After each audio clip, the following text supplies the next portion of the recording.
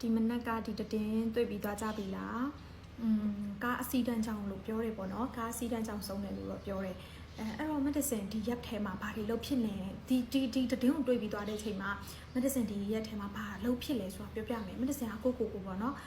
သူများတွေပို့ပြီးတော့လဲချစ်ခင်အောင်မေတ္တာတုပ်ရွတ်ဖြစ်ပါတယ်မေတ္တာတုပ်ရွတ်ဖတ်ပူဇော်ဖြစ်တယ်ဒီနေ့ဆိုရင်တနင်္လာနေ့မေတ္တာတုပ်ရွတ်ဖတ်ပူဇော်အောင်မယ်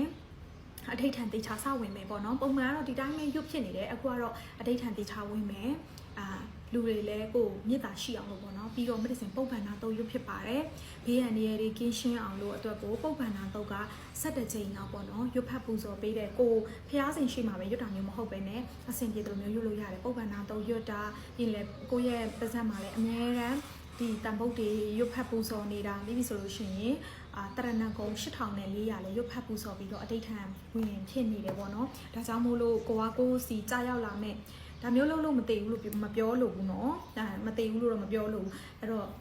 ကိုစီကြားရောက်လာမဲ့အန်ဒီရဲ့ဆိုးတွေဆိုလို့ရှိရင်တတိထားပြီးတော့အနေထိုင်ဖို့အတွက်ရဖျားတရားပို့လုပ်ဖို့အတွက်ရပြောချင်ပါတယ်မင်းတစင်ကတော့ဖျားတရားပို့ပြီးတော့ queue site ပြီးတော့လုပ်ဖြစ်ပါတယ်အားလုံးကျမ်းမာရေးလည်း queue site ပါသွားတာလာတာနေတာထိုင်တာလည်းအထူး queue site ကြပါလို့ပြောချင်ပါတယ်နော်